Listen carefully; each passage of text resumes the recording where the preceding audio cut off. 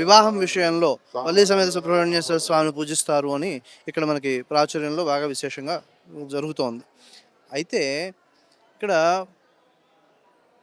ప్రేమ వివాహము అనే మాట వచ్చినప్పటికీ వారి వారి యొక్క స్థాయి భేదాలను అర్థం చేసుకుని, అంటే శక్తి విషయంలో స్థాయి భేదాన్ని అర్థం చేసుకుని ప్రవర్తించటము అనే లక్షణం దేవతల్లో విశేషంగా కనిపిస్తూ ఉంటుంది.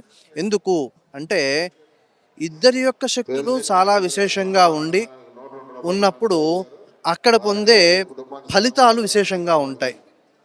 అలా విశేషంగా ఆ శక్తిని గుర్తించడం వలన, ఇప్పుడు పార్వతీదేవి ఉంది, శివుడిని ఆరాధన చేసింది, శివుడే భర్తగా కావాలని చెప్పి తపస్సు చేసింది. ఈ విశేషమైన ప్రయత్నం దేనికోసము అంటే అక్కడ ఉన్న శక్తి తన యొక్క శక్తితో కలిసినప్పుడు ఒక విశేషమైన అనుబంధం ఏర్పడుతుంది అనే ఒక ఆ అనుబంధాన్ని తీసుకొచ్చే లక్షణం కనిపిస్తుంది ఆ ప్రేమలో. అటువంటి ప్రేమ పొందాలి అంటే వివాహం చేసుకున్న తర్వాత భార్యాభర్తల మధ్య అటువంటి ప్రేమ పుట్టడం చాలా అవసరం. కాబట్టి ఈ వల్లి సమేత సుబ్రహ్మణ్యేశ్వర స్వామిని పూజించడం ద్వారా, అలాగే లక్ష్మీ సమేత నారాయణుడిని మనకి రావి వేప చెట్లు కలిసిన చోట ప్రదక్షిణ చేయమని చెబుతూ ఉంటారు.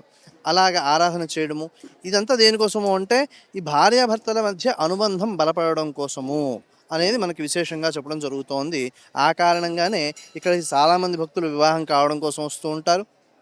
సంతానం కలగడమే కాకుండా సంతానం యొక్క అభివృద్ధి, ఆరోగ్యము కాపాడడానికి కూడా ఇందాక మనం చెప్పుకున్న కుండలిని శక్తి అనేది చాలా విశేషంగా చెప్పబడుతోంది.